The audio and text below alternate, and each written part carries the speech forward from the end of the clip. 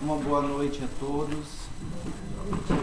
Que as bênçãos de Jesus estejam conosco, através desses espíritos amigos que nos acolhem desde o momento que aqui nós chegamos.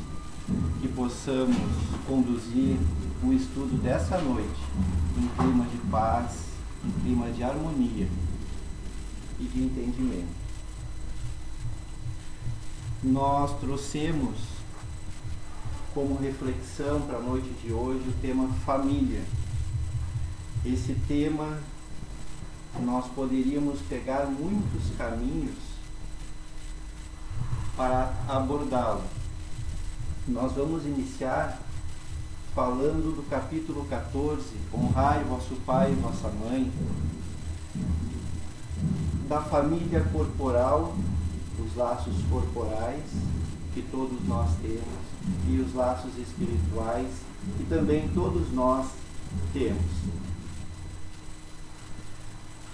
E nós vamos ler, para iniciarmos esse estudo, no capítulo 14, a passagem que fala sobre Jesus. E tendo chegado a casa, nela se reuniu uma tão grande multidão de povo, que não podiam mesmo tomar seu alimento. Seus parentes, tendo sabido disso, vieram para se apoderar dele, porque diziam que ele havia perdido o espírito. Está dando para escutar aí atrás? Entretanto, sua mãe e seus irmãos, tendo vindo e ficando do lado de fora, mandaram chamá-lo. Ora, o povo estava sentado ao seu redor. Ele disse: vossa mãe e vossos irmãos estão lá fora vos chamando. Mas ele lhes respondeu: quem é minha mãe e quem são meus irmãos? E olhando aqueles que estavam sentados ao seu redor, eis disse: minha mãe e meus irmãos.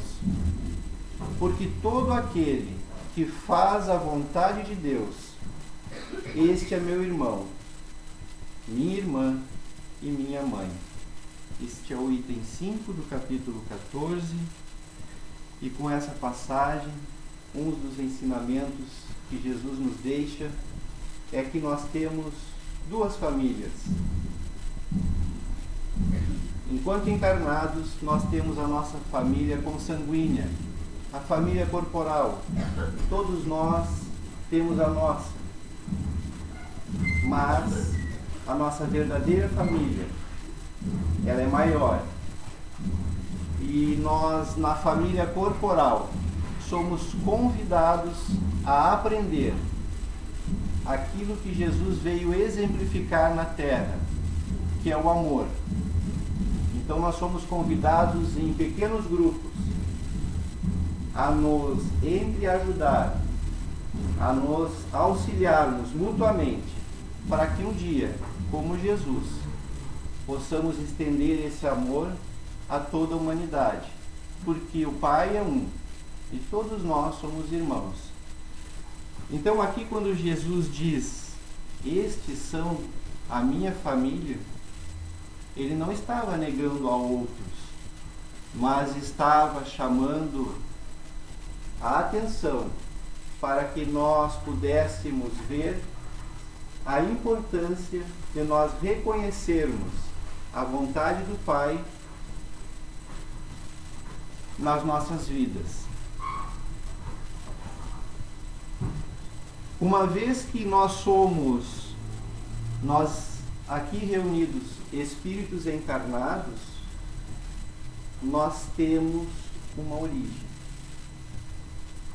Não é a primeira vez que nós estamos na vida física e não vai ser a última. E assim, os espíritos desencarnados da mesma forma irão encarnar novamente, porque nós estamos num planeta onde o aprendizado que nos reúne aqui nos traz ainda provas e expiações para passar. Então Jesus, Espírito puro, naturalmente traz para que a gente entenda a vontade do Pai, para que nos coloquemos num caminho de evolução, que é o nosso objetivo.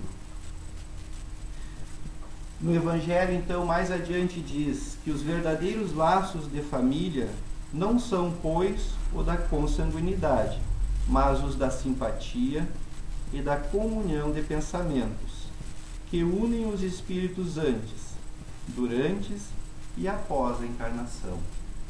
Então a gente pode pensar na nossa família. Quem são os membros da nossa família hoje?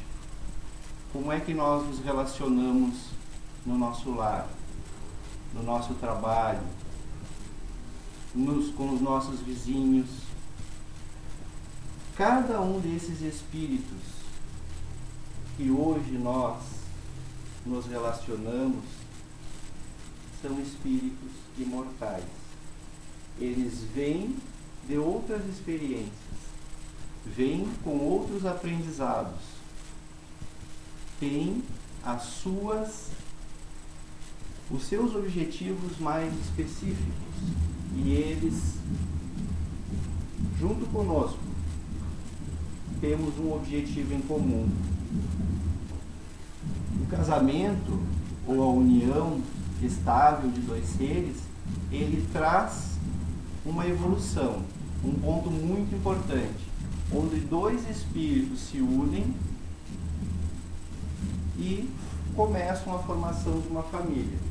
A partir do momento que vêm os filhos, aquelas nossas aspirações, aquele nosso tempo que antes era nosso e do cônjuge, ele passa a ser de outra maneira administrado. Isso em se falando do tempo. Mas esse espírito que renasce no nosso lar, ele tem uma trajetória pregressa de outras experiências, e muito frequentemente ele vem de outras experiências conosco e reencarnamos juntos para evoluirmos juntos. Os pais têm uma missão em particular, a de conduzir esse espírito no caminho do Pai, no caminho do progresso. E hoje a gente está numa época, digamos assim, da nossa evolução, onde a informação ela é muito rápida. A informação ela não dá tempo da gente às vezes discernir. Então a informação ela muitas vezes ela não vem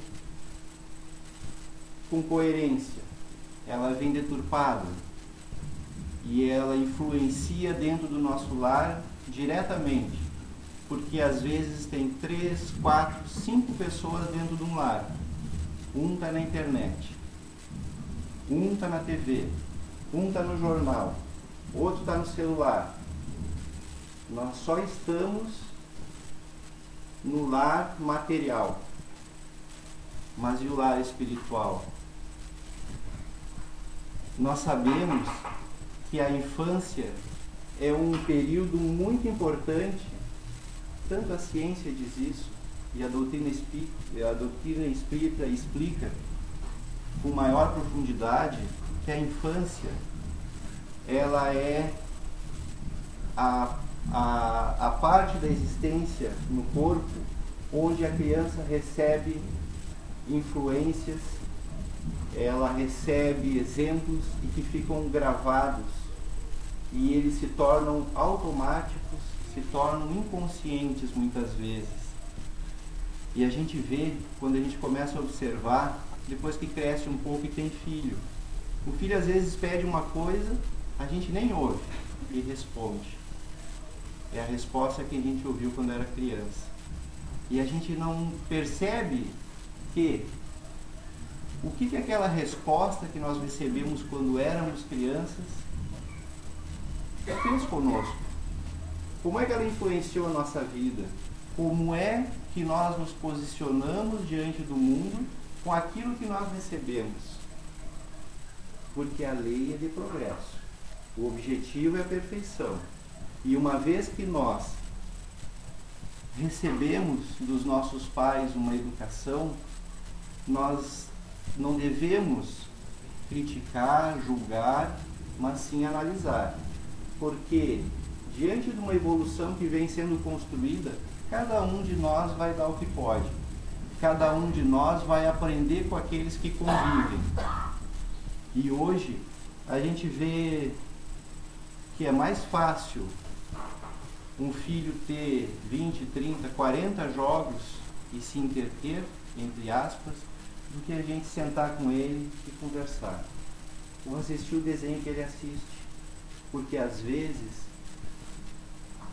há programas de televisão ou desenhos que trazem influências que também constroem esse novo ser, que nós não sabemos de onde ele vem. Nós não sabemos se a violência da televisão vai se afinizar com a violência que aquele espírito vem para vencer na vida, vem para vencer nessa existência. E o Evangelho de Jesus, ele não traz violência, ele não traz discórdia, ele traz um roteiro para que a gente vá aos poucos e bem devagar, porque a mudança ela não é brusca, vá possibilitando que a gente vá se livrando das nossas imperfeições. Essas imperfeições, elas muitas vezes fazem com que a gente cometa erros. Esses erros faz com que a gente crie inimizades, inimigos, faz com que a gente às vezes persiga ou seja perseguido. E assim a gente vai se distanciando dos ensinamentos de Jesus, aquele que faz a vontade do Pai. Esses são os meus irmãos. E a gente vai se distanciando disso. E a gente vai se sobrecarregando. E aqui foi lido no Evangelho o Consolador prometido, quando Jesus diz: vinde a mim vós que estáis sobrecarregados. E a gente vai se sobrecarregando quando a gente vai se desviando do caminho, quando a gente vai esquecendo as responsabilidades.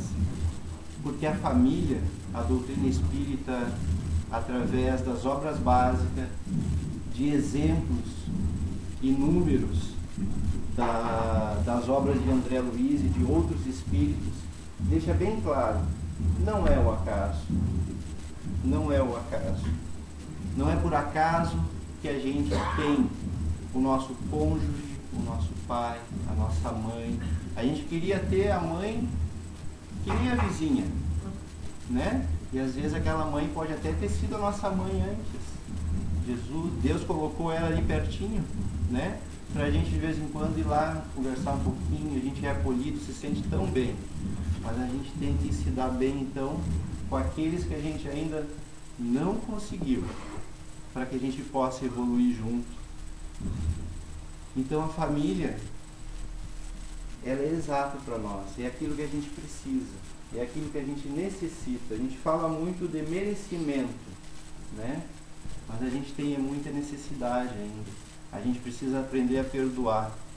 E a gente não consegue perdoar tendo um pai e uma mãe já muito evoluído, né? Que nos compreende, que nos perdoa.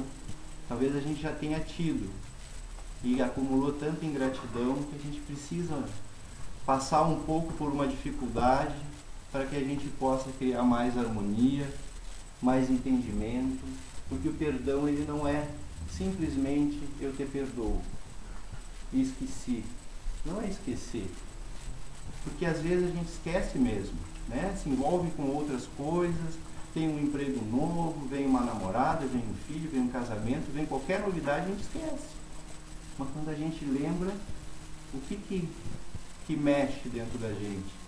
Quer dizer que não perdoou. Então a gente precisa compreender que quando alguém agride, e nós muito ainda agredimos, é porque tem alguma coisa para arrumar no interior. tem alguma coisa que não está bem ajustado. Então, muitas vezes, espíritos adoecidos pela mágoa, pelo ressentimento, pelo sentimento de culpa, estão conosco, para que a gente possa exercitar o perdão, auxiliando-os a se levantarem. No livro Missionários da Luz, existe o caso, no capítulo sobre a reencarnação, do espírito Segismundo. Ele é muito estudado, né, nas obras, nos estudos espíritas, onde um espírito, em dada encarnação, assassina outro. Então, como nós somos imortais e a morte não existe, quando eles retornaram à verdadeira pátria espiritual, ficaram com ódio quem assassinou e com sentimento de culpa, perdão. Ódio quem foi assassinado e remorso, sentimento de culpa o outro. Bom, após atendimentos, esclarecimentos, eles são convidados a retornarem ao plano físico na mesma família. O assassinado vem com uma companheira, encarna. E no planejamento, Segismundo, logo eles crescessem, casassem, constituíssem um lar e tivesse o primeiro filho. Então ele receberia o antigo algoz, o antigo assassino. Tudo planejado, tudo bem. Nesse capítulo, André Luiz relata a forma como é a reencarnação. É muito interessante dos irmãos lerem ele cuidadosamente para a gente ver o trabalho que dá para a gente estar aqui. Para a gente ver que não é um acaso, que tem muita força contrária para que a gente não melhore, inclusive dentro de nós. E que a gente precisa ajustar. Uma vez encarnados, a gente tem que aproveitar, principalmente dentro da família. Então, esse espírito, seria o reencarnante, começa a ser aproximado na presença de mentores espirituais do lar, do novo lar que ele seria recebido. Ele já não tinha nenhum desejo contrário ao que seria o seu pai, mas ele se sentia culpado e ele se sentia inseguro, ele se sentia com medo de, nessa nova oportunidade de se aproximar desse espírito, construir em si um espírito melhor, se relacionando melhor com o outro, ele estava inseguro. Não era a primeira encarnação dele. E ele não era um espírito muito inferior, porque quando ele chegou para se ligar à nova mãe, muitos espíritos vieram se despedir, abraçá-lo, incentivá-lo à nova trajetória, à nova tarefa. E diz André Luiz, por conta dos benefícios que o trabalho dele realizou. Então, mesmo tendo assassinado, num momento extremo, de extrema dificuldade, ele tinha os seus créditos. A aproximação dele do lar, a aproximação, fazia com que aquele que havia sido assassinado sentisse desequilíbrio, ficava em silêncio, ficava com raiva, não conversava com a família. E os mentores espirituais, então, conversam entre si dizendo: o nosso amigo está sob a influência de vibrações inferiores e não está dando condições para a aproximação e para a consumação da reencarnação. E aí eles tomam providências. Então, às vezes, a gente se sente desequilibrado. A gente parece que baixou a vibração. e já pensa logo, é um obsessor. Deus me livre. Somos nós. Somos nós mesmos diante de uma prova escolhida. Então aí a prece. Os mentores oraram e intuíram ao menino que estava à mesa a uma conversação diferente. Mudou o foco. Ele se alegra. E aí então o benefício daqueles que ali estavam em espírito para auxiliá-los se estabeleceu. Então a importância da prece no lar, a importância da gente saber que quando a gente está em prova, quando a gente está em teste, tem dificuldade. A gente tem que dar da gente. A gente vai muitas vezes se desarmonizar, mas a gente não está sozinho. Nunca a gente está sozinho. Em nenhum local, seja no mundo físico, seja no mundo espiritual, nós não estamos desamparados. Né? Então, o processo continua, a fecundação, a ligação do espírito, então, e dali em diante as coisas são mais tranquilas. O problema maior era a aproximação. Então, com esses esclarecimentos, nós vamos vendo que não adianta a gente não enfrentar os nossos medos, não enfrentar situações que se apresentam. Às vezes um filho difícil, às vezes um cônjuge difícil. Essa é a oportunidade, que não é em definitivo. Às vezes é a colheita. Na maioria das vezes é a nossa colheita. É aquilo que nós plantamos no passado. E conforme nós vamos agir agora, nós vamos começar a resolver ou adiar para mais adiante. E quando a gente não faz o trabalho de um dia, deixa para amanhã, ele se acumula. A gente fica sobrecarregado. Então a maternidade e a paternidade, a doutrina espírita esclarece muito bem. É missão. É tornar o espírito que Deus confiou a nós um espírito melhor. Essa geração nova, como Kardec colocou lá na Gênese, eles já sabem mexer no computador, eles nos ensinam. Eles nos ensinam a mexer no telefone. Né? Eles fazem a instalação da casa toda. E aí o que resta para nós? A gente vê que a gente tem que correr para ensinar eles alguma coisa. Né? E na verdade, a gente não é bem correr. É a gente ver o que está faltando ainda na gente. A gente buscar se autoconhecer. Reconhecer em nós alguma coisa que a gente precisa mudar. Buscar essa mudança. Para poder dar um bom exemplo. Para poder bem conduzir esse espírito. Porque às vezes a inteligência ela se perde. E a gente vê bastante por aí. Então, tornar esses espíritos homens de bem, antes de serem bem-sucedidos na vida.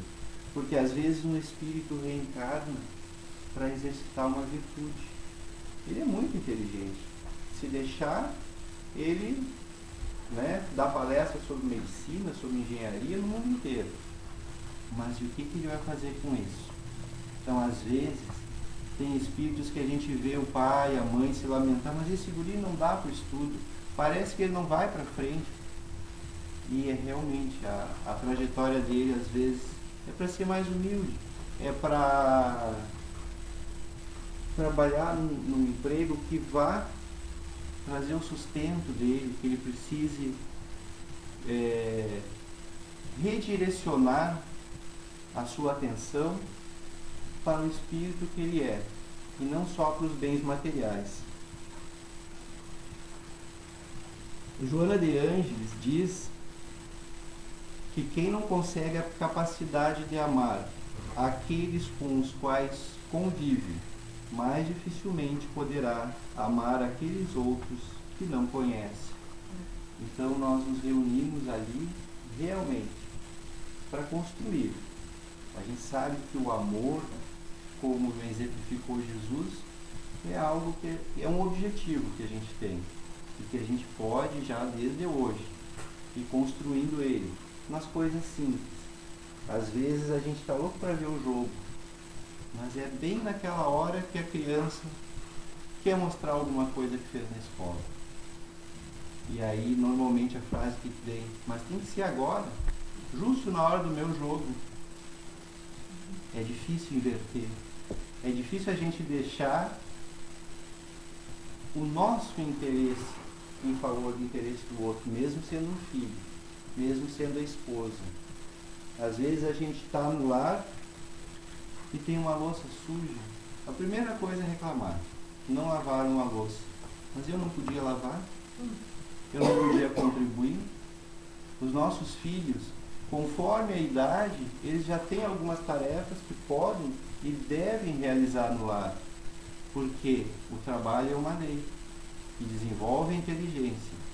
Às vezes a gente vê crianças e adolescentes que nunca arrumaram a cama, que nunca colocaram uma roupa nem perto da máquina de lavar, nem lavaram o seu prato. Eles não aprendem a ter responsabilidades, eles não aprendem a ter limites. Às vezes a gente vê criança que vai para a escolinha e lá faz tudo. Os professores elogiam e em casa os pais não permitem que eles façam nada, fazendo aquilo que aprenderam a fazer. Então é importante que a gente reflita, que a gente busque compreender os nossos sentimentos, porque esses sentimentos, os nossos pensamentos, somos nós. É assim que os nossos filhos nos veem, que as outras pessoas nos veem, assim como nós vemos os outros. Estamos chegando ao final e eu trouxe aqui o poema da gratidão que eu gostaria de ler. Alguns irmãos devem conhecer. É o espírito Amélia Rodrigues, através de Edivaldo Franco. Muito obrigado, Senhor. Muito obrigado pelo que me deste. Muito obrigado pelo que me dás. Obrigado pelo pão, pela vida, pelo ar, pela paz. Muito obrigado pela beleza que meus olhos veem no altar da natureza. Olhos que fitam o céu, a terra e o mar, que acompanham a ave ligeira que corre fagueira pelo céu de anil e se detém na terra verde salpicada de flores em tonalidades mil. Muito obrigado, Senhor, porque eu posso ver meu amor. Mas diante da minha visão, eu detecto cegos guiando na escuridão, que tropeçam na multidão, que choram na solidão. Por eles eu oro, e a ti imploro comiseração, porque eu sei que depois desta lida, na outra vida, eles também enxergarão. Muito obrigado, Senhor, pelos ouvidos meus que me foram dados por Deus. Ouvidos que ouvem o tamborilar da chuva no telheiro, a melodia do vento nos ramos do olmeiro, as lágrimas que vertem os olhos do mundo inteiro. Ouvidos que ouvem a música do povo, que desce do morro na praça a cantar. A melodia dos imortais que se ouve uma vez e ninguém a esquece nunca mais. A voz melodiosa, canora, melancólica do boiadeiro. E a dor que geme e que chora no coração do mundo inteiro. Pela minha alegria de ouvir, pelos surdos eu te quero pedir, porque eu sei que depois desta dor, no teu reino de amor, voltarão a sentir. Obrigado pela minha voz, mas também pela sua voz, pela voz que canta, que ama, que ensina, que alfabetiza, que trauteia uma canção e que o teu nome profere com sentida emoção. Diante da minha melodia, eu quero rogar pelos que sofrem de afasia. Eles não cantam de noite, eles não falam de dia. Oro por eles, porque eu sei que depois desta prova, na vida nova, eles cantarão. Obrigado, Senhor, pelas minhas mãos, mas também pelas mãos que aram, que semeiam, que agasalham, mãos de ternura que libertam da amargura, mãos que apertam mãos, de caridade, de solidariedade, mãos dos adeuses que ficam feridas, que enxugam lágrimas e dores sofridas, pelas mãos de sinfonias, de poesias, de cirurgias, de psicografias, pelas mãos que atendem a velhice, a dor, o desamor, pelas mãos que no seio embalam o corpo de um filho alheio sem receio, e pelos pés que me levam a andar sem reclamar. Obrigado, Senhor, porque me posso movimentar. Diante do meu corpo perfeito, eu te quero rogar, porque eu vejo na terra aleijados, amputados, decepados, paralisados, que se não podem movimentar. Eu oro por eles, porque eu sei que depois desta expiação, na outra reencarnação, eles também bailarão. Obrigado, por fim, pelo meu lar. É tão maravilhoso ter um lar. Não é importante se esse lar é uma mansão, se é uma favela, uma tapera, um ninho, um grabato de dor, um bangalô, uma casa no caminho, ou seja lá o que for. Que dentro dele exista a figura do amor de mãe ou de pai, de mulher ou de marido, de filho ou de irmão, a presença de um amigo, a companhia de um cão, alguém que nos dê a mão. Mas se eu a ninguém tiver para me amar, nem um teto para me agasalhar, nem uma cama para me deitar, nem aí recamarei. Pelo contrário, eu te direi: obrigado, Senhor, porque eu nasci. Obrigado porque creio em ti, pelo teu amor. Obrigado, Senhor. E com essa mensagem nós encerramos a exposição de hoje, agradecendo a Deus a oportunidade de podermos aprender sempre com a doutrina espírita e com os ensinamentos de Jesus. Uma boa noite a todos.